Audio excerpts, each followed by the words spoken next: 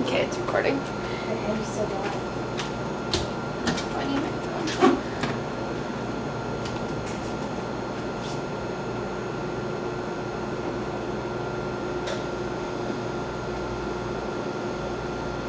Okay.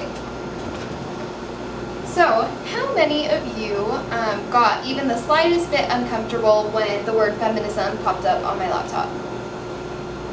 Okay, so all of you. So, Abby, why were you uncomfortable? Well, because it's a really controversial topic. Yeah, we have a lot of, this country is kind of divided right now on many different topics, but this is one of them. So just to get started and to kind of let you know what I'm going to be talking about, I just want to give you a little story of my first encounter with the word feminism. So every year, well, every other year, my family gets together for a family reunion and we go camping, and it's all of my extended cousins, and there's over 200 of us that go every year. So 2 years ago, the men decided to have a golfing tournament, and there's a golfing course nearby, and they left to go camping. All the women stayed behind, except for one. They all went to go golfing on this golf course and have this big tournament. Well, I had a cousin who brought his new fiance, and she didn't really know many of us yet. She didn't really feel comfortable staying and talking with all of us because she didn't know us, and so she'd rather go with her fiance to the golf course, and so she was the only woman that went. No one really thought anything of it. She had liked golfing, and she had had a lot of experience with golfing, and so we just kind of thought, like, oh, that's great for her, like, that she can go golfing with the guys and she feels comfortable with them, and no one really thought anything of it. We thought it was great that she wanted to go. And so it turns out her team had won the whole tournament. And so later that night, as we were all gathered around the campfire, they were having like an award ceremony for the tournament. And I have an aunt that is a self-proclaimed feminist, and she's really extreme with it. She'll go to extremes with it. And so when they were doing the award ceremony, and I looked over at her, and I noticed that whenever all guys teams would go up, she wouldn't clap or anything, she wouldn't cheer or anything. But as soon as they announced the winners, the one with the only woman on it, she just like burst out in clapping and like yelling and just like applauding this woman that we had never met for being the first woman to ever go to the golf tournament. She made a huge deal about it, and she even went as far as to say, she was announcing this, and she interrupted the whole ceremony to say this, and she said, she was addressing the men on that team, and she said, you guys are lucky to have her because you wouldn't have won without her. And so I kind of thought, I had never really had any other experience with feminism other than her proclaiming herself as a feminist. And I remember thinking, I thought feminism was about equality, but what she was doing wasn't equal. She was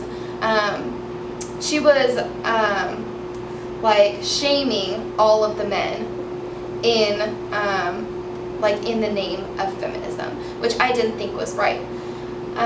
So what is the word feminism? If you look up in the definition, it says a belief in the social, political, and economic equality of the sexes. It doesn't say that one gender is better than the other. It doesn't say that you have to shame men in the name of feminism. It doesn't say that. It doesn't say women are better than men. It says equality of the sexes. It doesn't even mention a certain sex in that. And so that just goes to show how much feminism has evolved into what it is today, because that isn't how it used to be before.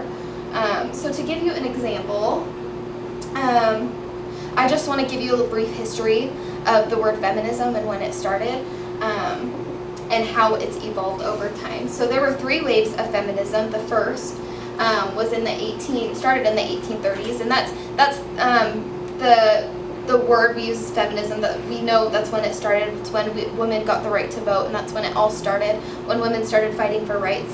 And it was mostly about political power and mostly about the right to vote. And I think that's something that we all agree as a society today. I know I do personally, which is a good thing for this country. I don't think I've met anybody who says, I wish that we didn't make sure women have the right to vote. You know, it's something that we all really agree on, and we all agree was a really good thing for our country, and it was a really big thing that happened, and it was life-changing for this country. So, like this picture, Women of the World Unite, it's not shaming other people, it's, hey Bree, could you go look at that? Thanks.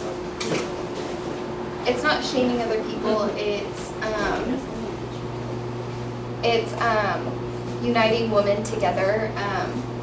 It's not about hating the other sex. It's not about making other people feel bad about their gender or what they do as for their gender as a whole. It's just an all-around really good thing. The second wave of feminism was about reproductive rights, workplace issues, and roles in the family. This is also something that I think we can all agree is a really good thing for this country. Nothing really out of the ordinary, nothing too extreme. For example, this picture in the 60s, this was about equal positions with equal pay. It was about making sure that women who have the same education, the same experience, the same competence as men could get the same positions and equal pay as men, which is a really good thing. It's something that I believe in.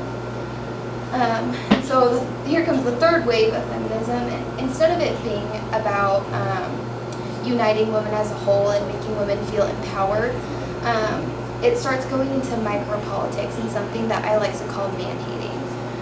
It's about victimizing, it's about feeling entitled, and it's about rape culture, all of which are based on negative things. And while I agree with a lot of things that they're saying, the word feminism has now become shed in a negative light instead of a positive one. It isn't about empowering anymore, it's about shaming other people into forming their own political views, which is something that I don't agree with.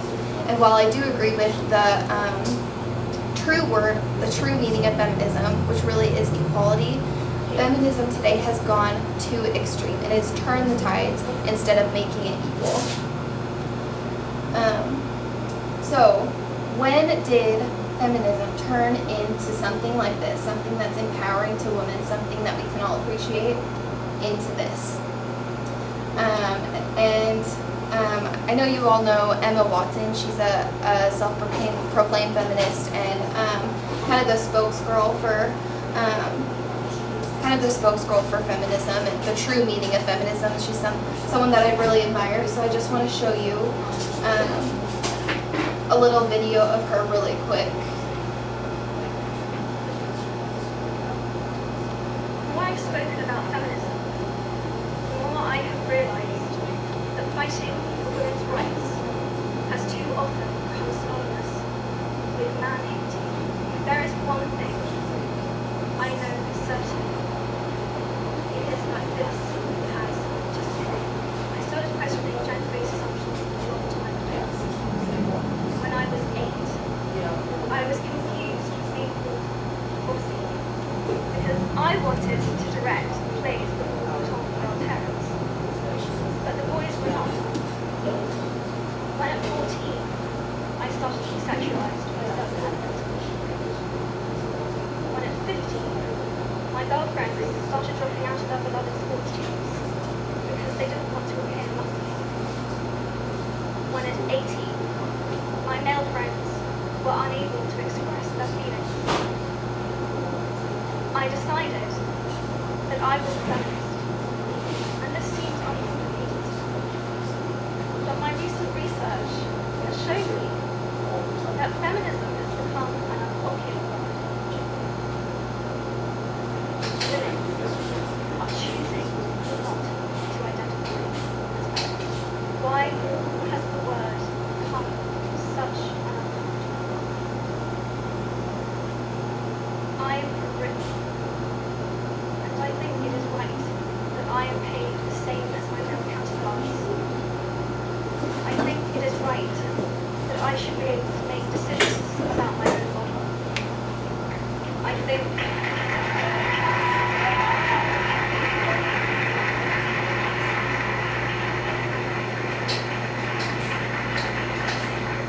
It is right that women be involved on my behalf in the policies and decisions that will affect my life. Okay.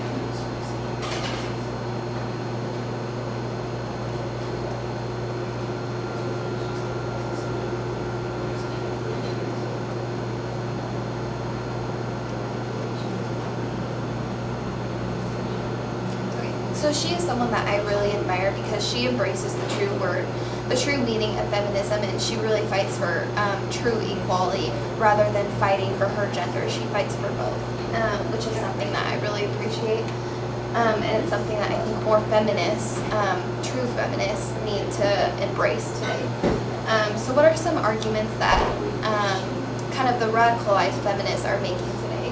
Well, one statistic that is kind of thrown out there a lot is that for every 70 cents that a woman is making for the same job, a man is making $1. And that's always confused me because I've always thought, well, who's done the research on that? How are they gathering that data?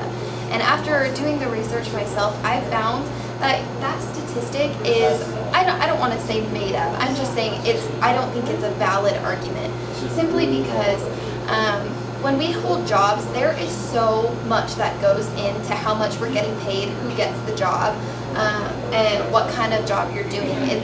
Your education makes a difference, your competence makes a difference, the experience you've had, how good of a job you do.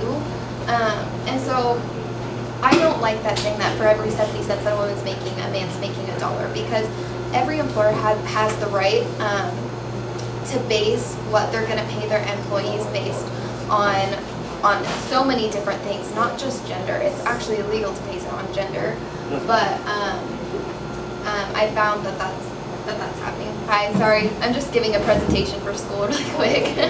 Listen if you want.